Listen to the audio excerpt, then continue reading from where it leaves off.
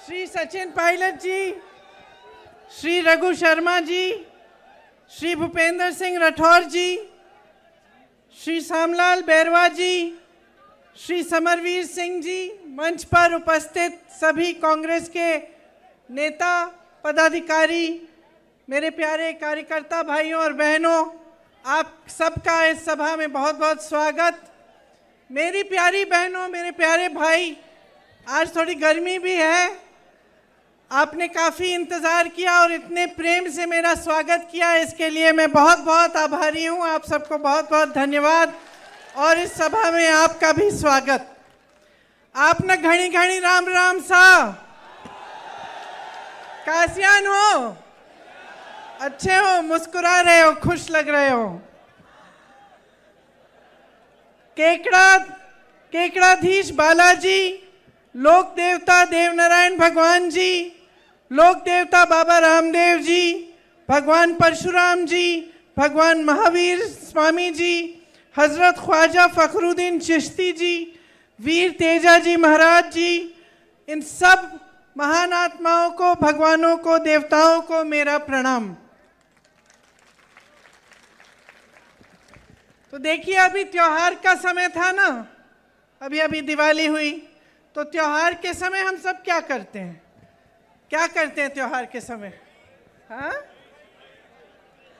सफाई करते हैं, त्योहार के समय घर को साफ करते हैं, अच्छा खाने की चीज़ें बनाते हैं, मेहमान आते हैं हमारे घर, पूजा पाठ करते हैं हम।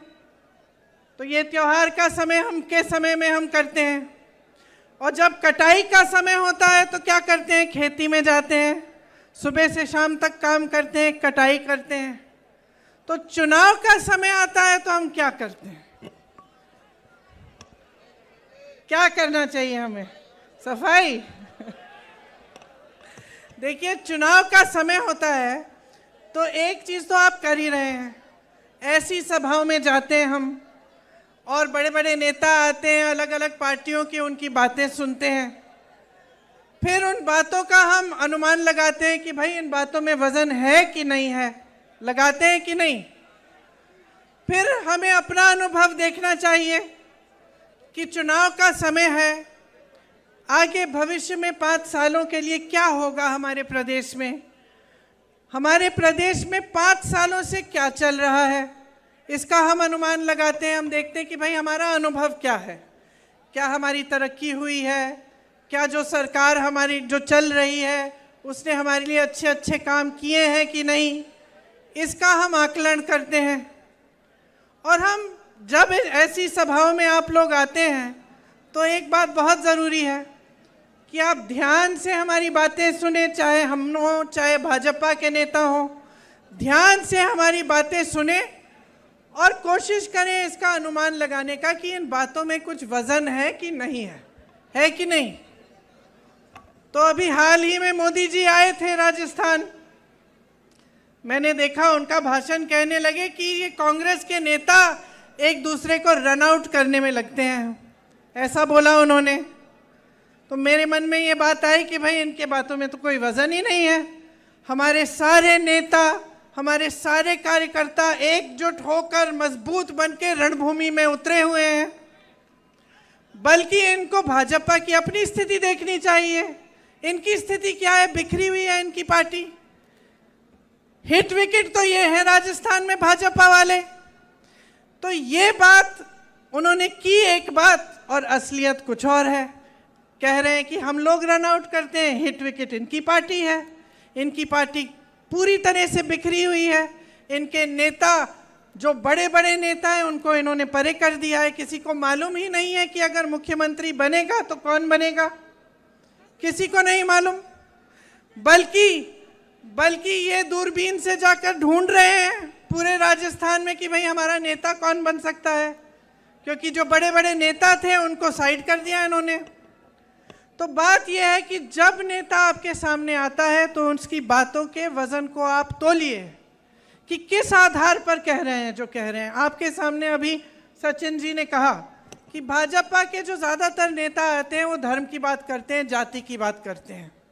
तो आपको सोचना पड़ेगा कि भाई धर्म की बात और जाति की बात चुनाव के समय क्यों होती है? जो नेता ये बात चुनाव के समय कर रहा है, इसका मतलब है कि उसके आधार पर आपसे वोट मांग रहा है। तो कह रहा है कि भाई धर्म के आधार पर वोट दो या अपनी जाति के आधार पर वोट दो, तो इसका मतलब है कि काम के आधार पर मांग नहीं सकता। क्योंकि जो असली नेता होता है, जिसने आपके लिए काम किया, जैसे रघु शर्मा जी ने आपके लिए काम किया, हमारी सरकार ने यहाँ पे आपके लिए काम किया, तो हम काम के आधार पर आपसे वोट मांगते हैं या आपसे समर्थन मांगते हैं। अब एक तरफ भाजपा के नेता जो ऐसी अजीब सी बातें करते हैं जब चुनाव के लिए आते हैं। मैं मध्य प्रदेश में थी, मध्य प्रदेश में 18 सालों से इनकी सरकार है और 18 सालों से इनकी सरकार है, लेकिन एक काम का नाम नहीं लेते। जब मंच पे खड़े होते हैं वहाँ पे भी धर्म और जाति की बातें और उसी के आधार पर वोट। तो 18 साल से आपकी सरकार रही, आप काम पर वोट क्यों नहीं मांग रहे? मैं बताती हूँ। अभी कुछ दिनों पहले मैं गहलोत जी के साथ चुनाव प्रचार में निकली थी, तो मैंने गहलोत जी से पूछा, आपने यहाँ राजस्थान में अपनी सरकार में कितने रोजगार दिलवाए हैं? गहलोत जी ने कहा कि देखिए 2 लाख रोजगार तो दिलवा दिए हैं हमने और 1 लाख और की हमने घोषणा की है, जिसमें से 40,000 प्रोसेस में है। और आप सोच सकते हैं कि यहाँ हमारी 5 सालों से सरकार है, यहाँ के मुख्यमंत्री कह रहे हैं कि कांग्रेस के शासनकाल में आपको 2 लाख रोजगार दिलवाए हैं। 18 सालों से बहनों और भाइयों मध्य प्रदेश में भाजपा की सरकार चल रही है। 18 सालों से 3.5 सालों में उन्होंने 21 रोजगार दिलवाए हैं। यहाँ 5 सालों में 2 लाख, वहाँ 3.5 सालों में 21, सिर्फ 21 रोजगार दिलवाए हैं। यहाँ पाठशालाएं खोली हैं, इंग्लिश मीडियम की पाठशालाएं। मैंने पूछा मुख्यमंत्री जी से कि हर जिले में है इंग्लिश मीडियम की पाठशाला? हंसने लगे, कहे हर जिले में क्या, गांव-गांव में खोल रहे हैं हम। वहां मध्य प्रदेश में 18 सालों से इनकी सरकार चल रही है, पाठशालाएं बंद हो रही हैं। 7,000 से ज्यादा स्कूल बंद हो चुके हैं। यहाँ पे केकड़ी में आपके लिए नया जिला बनाया गया, यहाँ पे 400 बेड का अस्पताल बनाया गया। जब कोरोना हुआ तो काफी जानें इन चीजों से बची। पिछले 5 सालों में कांग्रेस की सरकार ने जो काम किया, जो आपकी सेवा की, उसी के आधार पर हम आपसे वोट मांगते हैं। इसीलिए यहाँ पे जो आपकी सरकार है, अगर हम देखें तो चाहे हमारी यहाँ की सरकार को देखें, चाहे छत्तीसगढ़ में कांग्रेस की सरकार को देखें, तो किसानों के लिए कितना काम किया है। 15,000 करोड़ का कर्ज माफ हुआ है। आप पूछिए जरा, किसी प्रदेश में भाजपा ने किसान का कर्ज माफ किया है? आपने काले कानून की बात की, जब काले कानून के खिलाफ देश का सारा किसान आंदोलन कर रहा था, तब ये क्या कर रहे थे? इनके मंत्री के बेटे किसानों को अपनी जीप के पहियों के नीचे कुचल रहे थे उत्तर प्रदेश में, और वही मंत्री इनके साथ मंच पे बैठा रहता था। जब वो काले कानून आए तब किसान की कोई सुनवाई हुई? 1 साल होने वाला था, किसान सड़क पे बैठा रहा, सैकड़ों किसान शहीद हुए। पानी नहीं था, बिजली भी नहीं थी, उस समय सड़क पे ही बैठे थे, लेकिन उनकी सुनवाई नहीं हुई। सुनवाई तब हुई, काले कानून वापस तब लिए गए भाजपा द्वारा जब 2 महीनों में उत्तर प्रदेश का विधानसभा का चुनाव आ रहा था। चुनाव आने तक कोई सुनवाई नहीं हुई। हम जब कहते हैं प्रदेशों में कि हम कर्ज माफ करेंगे किसानों के, तो मालूम है ये लोग क्या कहते हैं? क्या कहते हैं? कहते हैं पैसे नहीं है इन चीज़ों को करने के लिए। जिस समय किसानों का आंदोलन चल रहा था, उस समय उत्तर प्रदेश के किसान का 15,000 करोड़ का बकाया था, गन्ने का बकाया। गन्ने का 15,000 करोड़ का बकाया था। उसके थोड़े ही बाद मोदी जी की सरकार ने कहा कि हम 20,000 करोड़ रुपए खर्चेंगे, दिल्ली का जो संसद भवन है उसको सुंदर बनाना है। तो हम उस समय पूछ रहे थे कि ये जो 15,000 करोड़ का जो बकाया है गन्ने का, ये क्यों नहीं दे रहे हो? कह रहे थे हमारे पास पैसा नहीं है, किसानों के कर्ज को माफ करने के लिए पैसा नहीं था। लेकिन संसद को जो 70 साल से अच्छा खासा चले आ रहा था संसद भवन, उसको सुंदर करने के लिए आपके पास 20,000 करोड़ हैं। क्यों? क्योंकि उसको करने से आपका मान सम्मान बढ़ रहा है और किसानों की कोई परवाह ही नहीं है आपको। 2000 यूनिट यहाँ पे आपको बिजली की फ्री में मिली है, सिंचाई का बिल माफ हुआ है। यहाँ आवारा पशु की जो समस्या थी उसके लिए आपकी मदद के लिए सरकार ने सोचा कि किस तरह से मदद कर सकते हैं, तो 67 लाख मीटर की तारबंदी की। छत्तीसगढ़ में हमारी सरकार है, यही समस्या वहाँ थी, तो सरकार ने गोबर खरीदना शुरू किया, क्योंकि ये सोच थी कि अगर हम गोबर खरीदना शुरू करें तो लोग इस जानवरों को अपने घर में रख लेंगे, पाल लेंगे, क्योंकि उससे कमा लेंगे। तो बहुत उनकी सुविधा हुई। जो आवारा पशु घूम रहा था उसको लोगों ने रख लिया घर में, और सरकार ने गोबर खरीदी, गोबर का गोबर गैस बनाया, अन्य चीज़ें की, तो सबका फायदा हो गया। इसी तरह से हमारी सरकार यहाँ कह रही है कि हमारी सरकार दोबारा बनेगी तो हम भी गोबर खरीदना शुरू करेंगे यहाँ पे, ताकि राजस्थान में भी ये समस्या हल हो सके। और ये लंपी की जो बीमारी आई थी, इस समय भी 40,000 प्रति गाय का मुआवजा मिला था आपको। अन्य जगह जहाँ इनके प्रदेश हैं वहाँ पे इस तरह के काम नहीं होते, हम खुद देखते आ रहे हैं। इसलिए मैं कहती हूँ, बातों का वजन समझो। ये जब कहते हैं कि आपके लिए करेंगे, इनसे पूछिए ना किया क्या है। मध्य प्रदेश में 18 सालों से सरकार चली आ रही है, वहाँ पे स्कूल बंद हो गए हैं, वहाँ पे आवारा पशु की समस्या इतनी ख़राब हो गई है कि पूरी रात पूरे दिन पहरेदारी करनी पड़ती है खेतों की किसानों को। किसी ने सुनवाई ही नहीं की, किसी तरफ से इनकी सुनवाई नहीं है। इनकी जो है सोच जो है ना भाजपा की सरकारों की, आपको समझना पड़ेगा आज। इनकी सोच, इनकी जो विचारधारा है, ये इसके दो पहलू हैं। सबसे पहले तो ये है कि जो गरीब है, जो मिडिल क्लास है, उसके लिए कोई सोच नहीं है। आपसे सींचना और आपसे खींचना और बड़े बड़े उद्योगपतियों को सींचना, ये उनकी नीति है। अब कैसे मालूम पड़ता है? कैसे मालूम पड़ता है? आपके कर्ज माफ़ करने के लिए कहते हैं कि पैसे नहीं हैं। बड़े बड़े उद्योगपतियों के इन्होंने हज़ारों करोड़ माफ़ किए हैं। आज इनके राज में मेरे ख्याल से देश के इतिहास में कभी ऐसा नहीं हुआ होगा कि देश का किसान 27 रुपये प्रतिदिन कमाता है और अडानी जी, एक अडानी 16,000 करोड़ रुपए एक दिन में कमा रहा है। सोचिए ये पैसे आ कहाँ से रहे हैं?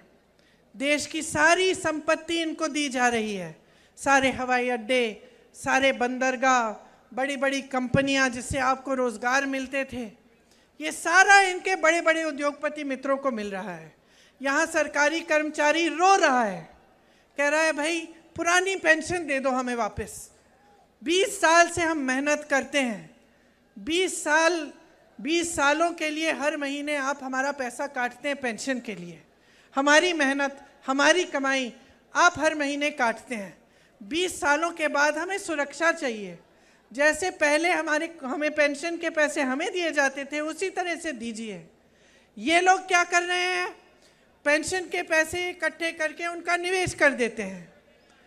अब सरकारी कर्मचारी कह रहा है कि भाई ये मेरे पैसे हैं, मेरी 20 साल की कमाई है जो आपने हर महीने काटी, आप इसका निवेश कहीं गलत जगह कर लिए और ये पैसे आप गंवा दें तो मेरा क्या होगा? मेरी कमाई का क्या होगा? सरकारी कर्मचारियों की कोई सुनवाई नहीं है। इनके हर प्रदेश में नई पेंशन स्कीम चल रही है, कांग्रेस के हर प्रदेश में पुरानी पेंशन स्कीम चल रही है। राजस्थान में है, हिमाचल में है, छत्तीसगढ़ में है, हर जगह, कर्नाटका में हर जगह पुरानी पेंशन की स्कीम। हम नहीं कह रहे कि पैसे नहीं हैं, हम कह रहे हैं हम पैसे ढूंढ के निकालेंगे। इसके लिए हम कह रहे हैं हमें कर्ज माफ़ करना है, हम पैसे ढूंढ के निकालेंगे। अब इनकी सोच देखिए, मेरी बहनें बैठी हुई हैं, महिलाओं के लिए यहाँ पे आपकी सरकार ने बहुत किया है। सबसे पहले तो आपके लिए महंगाई की राहत कैंप बनाए। अब सोचिए कि ये नौबत आ गई है कि केंद्र सरकार इतनी महंगाई बढ़ा रही है कि प्रदेश की सरकार को राहत के कैंप लगवाने पड़ रहे हैं। सिलेंडर आपको 500 में मिल रहा है। 1 करोड़ लोगों को बिजली बिल की बिल जो शून्य हो गई, इंदिरा रसोई बनाई गई, 8 रुपए में आपको भरपेट भोजन मिलता है। 40 लाख मोबाइल दिए गए महिलाओं को, छात्राओं को स्कूटी देने का काम शुरू हुआ है। केजी से पीजी तक निःशुल्क शिक्षा महिलाओं के लिए, सरकारी बसों में आधा किराया, सरकारी नौकरियों में 30% आरक्षण, 10वीं पास होने पर 10,000 रुपये, 12वीं पास होने पर 20,000 रुपये। अब हम इसकी तुलना करते हैं भाजपा के प्रदेश से, मध्य प्रदेश से। 18 सालों के लिए महिलाओं के लिए कुछ नहीं किया। 18 सालों के लिए कुछ नहीं किया। अब चुनाव आ रहा है, 2 महीनों पहले इन्होंने महिलाओं को कहा कि अपने खाते खोलो, हम आपके खातों में पैसे डालेंगे। 2 महीने पहले। 18 साल से इनकी सरकार चल रही थी, 18 सालों से महिला की कोई सुनवाई नहीं थी। महिला तो 18 साल से संकटों का सामना कर रही थी, संघर्ष का सामना कर रही थी। देखिए, चाहे महंगाई हो, चाहे समाज का बोझ हो, महिला ही उठाती है। महंगाई का सामना सबसे ज़्यादा महिला करती है। जिस दिन घर में दिहाड़ी नहीं आती, उस दिन महिला भूखी रहेगी, सबको बाकी सबको खिला के सोएगी। क्या बात है? बातें नहीं सुननी? फिर अब बोलूं? तो चाहे हम महिलाओं की बात करें, चाहे हम किसानों की बात करें, चाहे हम सरकारी कर्मचारियों की बात करें, चाहे हम जहाँ यहाँ बहुत सारी छोटी दुकानें हैं, छोटे बिजनेस हैं। अब देखिए, आज देश की परिस्थिति क्या है, केंद्र की जो भाजपा सरकार है उसकी नीति क्या है, इसको समझते हैं हम। नीति ये है कि अडानी जी, अंबानी जी जैसे जो बड़े बड़े 5-6 उद्योगपति हैं, उनको देश की सारी संपत्ति सौंप देते हैं। और जो छोटे उद्योगपति हैं, जो छोटे दुकानदार हैं, जो छोटे कारोबार संभालते हैं, उनको क्या किया? पहले नोटबंदी की, सबको बोला कि भाई कतार में खड़े हो जाओ, देशभक्ति की बात है, आप लोग खड़े हो गए। हुए कि नहीं? अंत में क्या हुआ? कोई काला धन वापस नहीं आया। अंत में नुकसान तो छोटे कारोबारों का हुआ, छोटे बिजनेस वालों का, छोटे दुकानदारों का हुआ। नोटबंदी हुई, उसके बाद कोरोना आया। कोरोना में आपको कोई राहत नहीं दी। केंद्र सरकार का काम होता है कि राहत दे। जब आपदा आती है, जब इस तरह की महामारी आती है, तो जनता की मदद करे, सहायता करे। नहीं हुआ। उसके बाद क्या हुआ? मदद करने के बजाय जीएसटी थोप दी।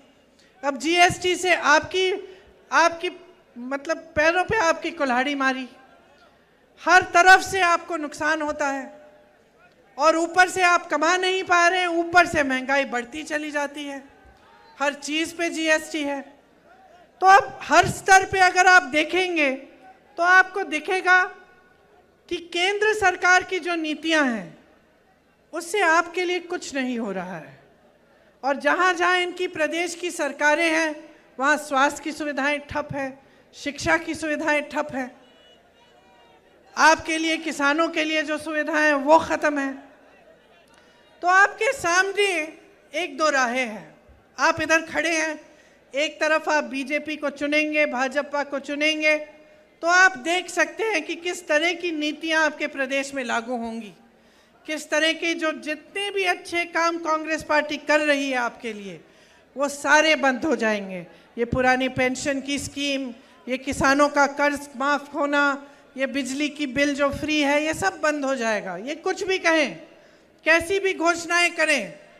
मध्य प्रदेश में इन्होंने 22,000 घोषणाएं की। 22,000 घोषणाएं, इतनी घोषणाएं कि खुद इनको याद नहीं होगी। 22,000 घोषणाएं की, 22 तक इन्होंने पूरी नहीं की हैं। 18 सालों से इनकी सरकार चल रही है।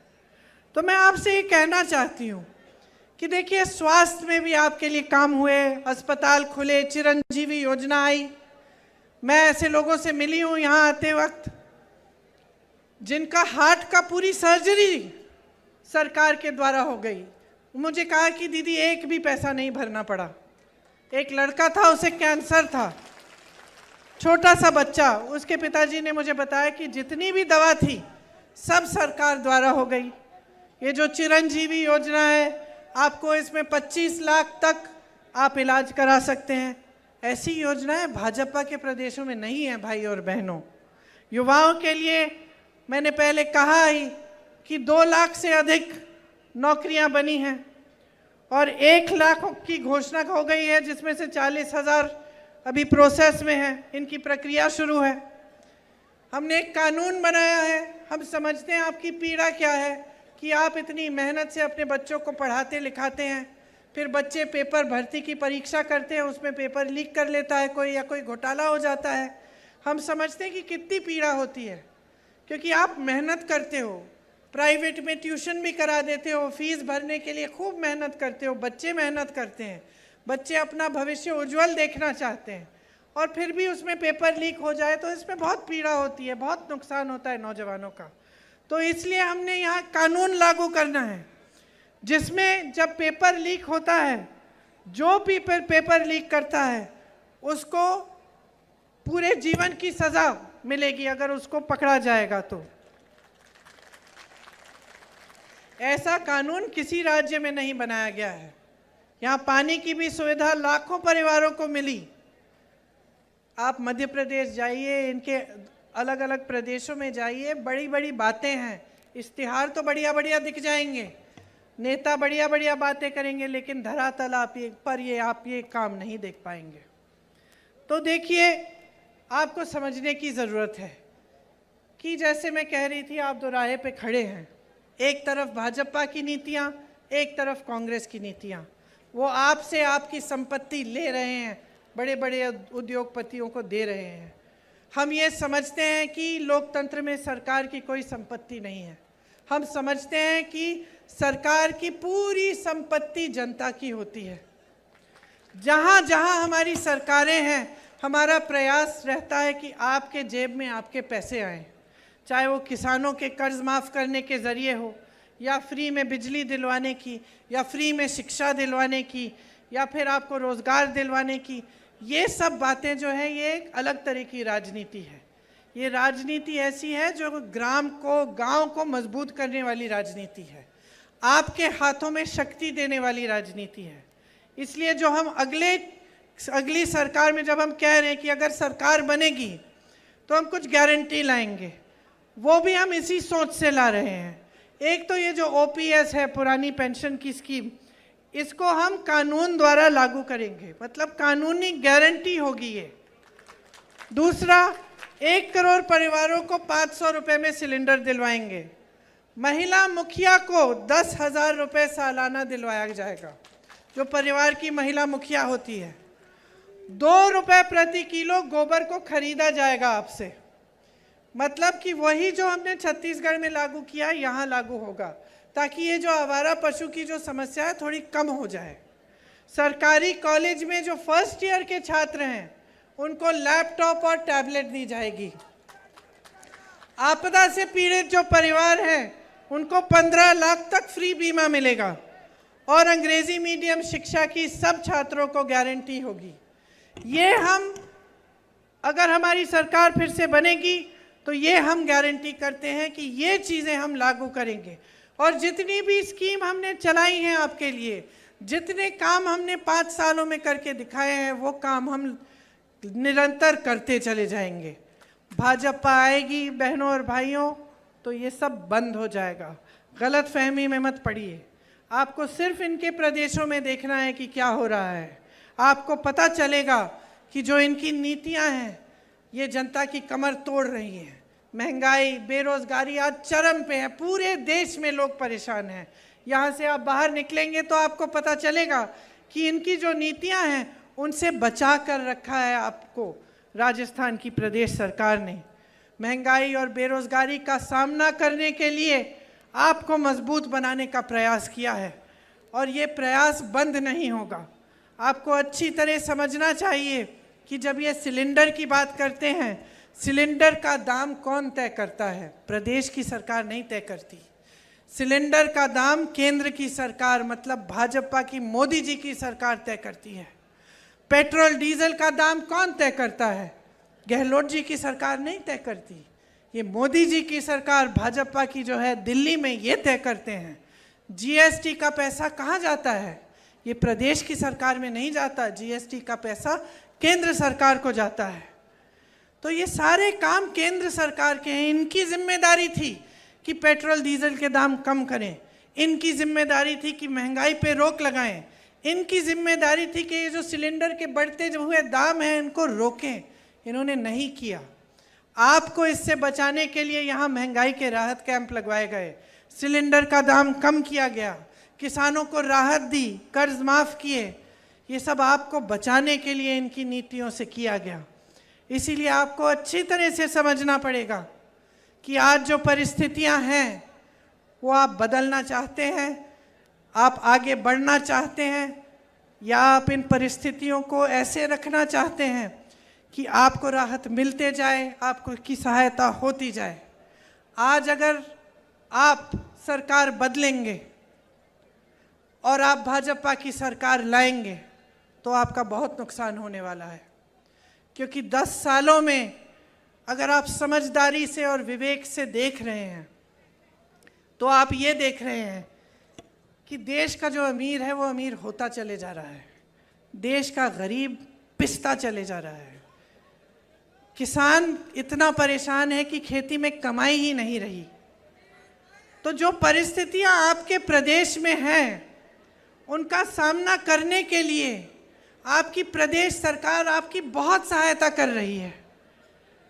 जो परिस्थितियां महंगाई की वजह से, बेरोजगारी की वजह से देश भर में लोग देख रहे हैं, वो आप अपने प्रदेश में नहीं चाहते। आप अपने प्रदेश में विकास चाहते हैं, तरक्की चाहते हैं। आपने देखा है कि किस तरह से अगर एक अच्छी सरकार हो जिसकी सही नीयत हो तो आपके लिए ऐसी तमाम योजनाएं, परियोजनाएं बनती हैं जिनसे आपकी सुविधा होती है। तो ध्यान से समझ लीजिए, आज जो राजस्थान में हो रहा है उसको रोकिए मत, आज जो काम चल रहा है उसको रोकिए मत, आज जो आपको सुविधाएं मिल रही हैं उन्हें रोकिए मत। अगर आप भाजपा में इस बार अपना वोट डालेंगे भाजपा के लिए और अपना विश्वास उनमें डालेंगे तो आपके साथ वही होगा जो मध्य प्रदेश की जनता के साथ हो रहा है। परेशान हो जाएंगे, पीड़ित रहेंगे और आपकी कहीं सुनवाई नहीं होगी। आपको समझदारी से, अपने विवेक से अपना वोट देना पड़ेगा। और देखिए, हम लोग कहते हैं कि लोकतंत्र है, इसका मतलब क्या होता है? आज़ादी की लड़ाई जब लड़ी तो किस लिए लड़ी? नेताओं ने अपने लिए तो नहीं लड़ी कि वो आज़ाद होंगे, आपके लिए लड़ी कि जनता आज़ाद होगी, जनता अपना शासन खुद करेगी, स्वराज जिसको कहते थे। इसका मतलब है कि गांव में मजबूती आएगी, आप सशक्त बनेंगे। और सबसे बड़ी चीज़ लोकतंत्र में आपको क्या दी गई? आपका वोट। और ये जो वोट है ना, इसको धर्म के आधार पर, जाति पे के आधार पर, इन पे डाल डाल के आप खुद अपना नुकसान कर रहे हैं। और नुकसान मैं इसलिए कह रही हूँ क्योंकि ये बातें राजनीति में इनका इस्तेमाल हो रहा है। आपके लिए नहीं कह रहे हैं ये बातें, ये आपके जज्बातों को उभारने के लिए कह रहे हैं कि देखो चुनाव आएगा, हम मंच पे खड़े हो जाएंगे, हम धर्म की बातें कर लेंगे, हमको वोट मिल जाएगा। और जहाँ जहाँ इनकी सरकारें हैं, मैंने एक अनोखी चीज़ देखी है, आपको बताना चाहती हूँ। मैं छत्तीसगढ़ के मुख्यमंत्री जी से बातचीत कर रही थी तो हम दोनों ये बात कर रहे थे कि जैसे छत्तीसगढ़, राजस्थान जैसे प्रदेश हैं उसमें सरकार की एक जवाबदेही बनी हुई है। मतलब जो नेता है, मुख्यमंत्री है, मंत्री है, वो जानता है कि जनता को जवाब देना पड़ेगा। हम काम कर रहे हैं, काम के आधार पर हम जाके वोट मांगेंगे तो काम तो दिखाना पड़ेगा, है कि नहीं? और हम ये बात कर रहे थे कि अनोखी बात यह कि जहाँ भाजपा की सरकार है उन्हें ये एहसास नहीं है। जहां भाजपा की सरकार है वो नेता सोचते हैं कि उन्हें काम करने की कोई ज़रूरत नहीं है, क्योंकि वो काम के आधार पर वोट मांगने नहीं आते, धर्म के आधार पर आते हैं। तो वो सोचते हैं कि भाई हमें तो वोट मिलना ही है, हम धर्म की बातें कर लेंगे, अच्छी अच्छी बातें, लोग हमारी बातों को मान जाएंगे, लोगों के जज्बात जुड़ जाएंगे हमसे, तो काम करने की क्या ज़रूरत है। तो ये आज भाजपा के नेताओं की मन में जो है ये बात बैठ गई है, इनकी आदत बन गई है। ये इनको ये भी नहीं लगता कि आपके सामने आए तो आपके काम की बात करें। आपके प्रति जो जवाबदेही है ना, इनके प्रदेशों में ख़त्म हो गई है। तो मैं सिर्फ आपसे एक बात कहना चाहती हूँ कि भाई जवाबदेही मांगो। आज कांग्रेस की सरकार ने आपके लिए काम करके दिखाया है, आपकी सहायता की है, आपको मदद मिली है। जितनी भी केंद्र सरकार की वजह से जो महंगाई बढ़ी, जो बेरोजगारी हुई, जो परेशानियां आई, आपकी सहायता करके प्रदेश की सरकार ने उनका सामना करने के लिए आपको मजबूत बनाया। इसीलिए जागरूक बनो, समझो कि ये जो सरकार है आपके लिए दिल से काम कर रही है, सही नीयत से कर रही है, और अपनी जागरूकता और विवेक से ही ये वोट डालो। एक बहुत बड़ी जिम्मेदारी है, इसको नकारो मत। कोई आकर फिजूल की बातें करे, आपके सामने इधर उधर की बातें करे, इनकी बात मत मानो, बहुत हो गया है। देश बिगड़ रहा है। 10 सालों से देश में केंद्र में इनकी सरकार चली आ रही है। 10 सालों से बार बार यही बातें, जैसे पायलट जी ने कहा, कभी भारत पाकिस्तान, कभी हिंदू मुसलमान, कभी धर्म, कभी जाति। इससे आपका नुकसान हो रहा है, सिर्फ इनका फायदा हो रहा है। सोच लीजिए, एक दूसरे को लड़ाने में कभी आपका फायदा नहीं होता, कभी किसी गरीब का फायदा नहीं होता।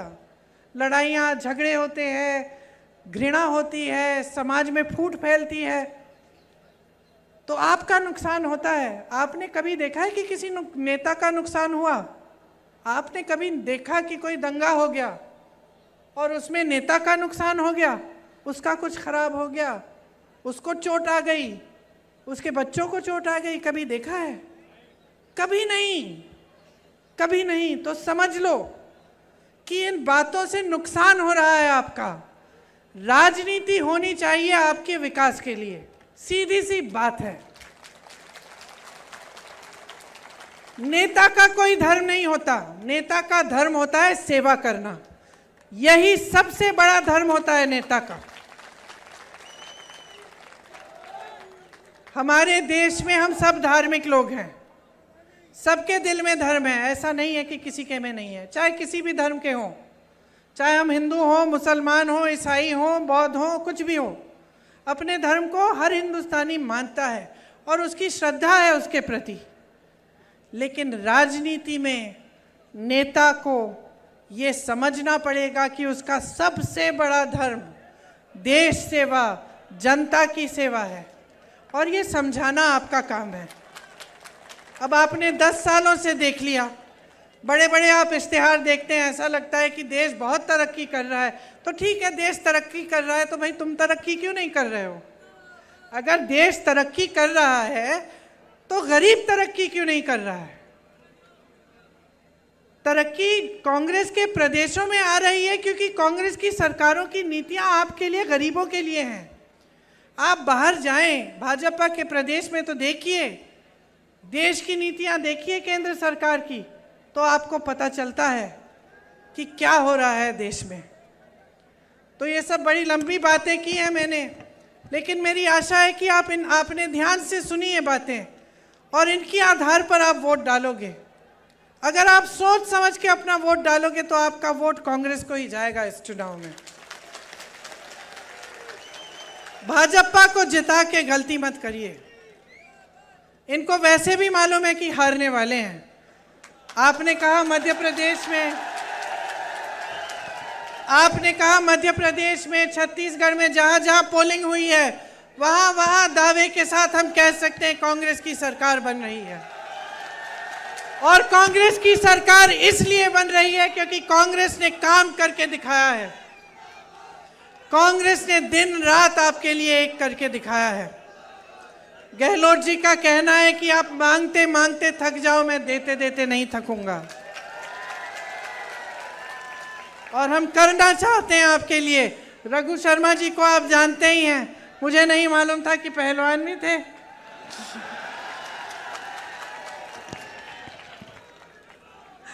तो इनको भारी बहुमत से जिताओ, आपके लिए लड़ेंगे।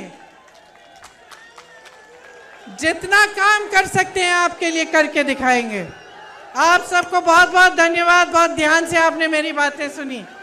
जय हिंद।